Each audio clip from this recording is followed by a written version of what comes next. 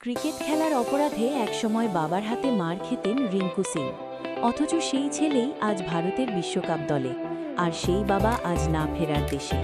মাসে মাত্র 12,000 টাকা বেতনে এলপিজি সিলিন্ডার ডেলিভারি করা খানচাঁদ সিং নিজের সবটুকু দিয়ে ছেলেকে ক্রিকেটার বানাতে চেয়েছিলেন। রিঙ্কু আজ কোটি টাকার মালিক।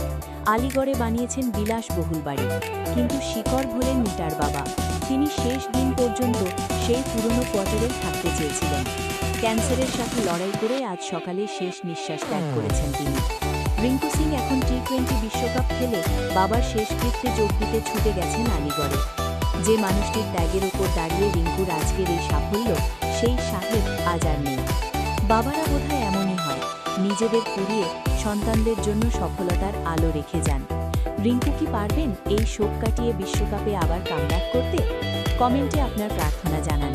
আর এমন সব ইনসাইড স্টোরির জন্য আমাদের ফলো করুন।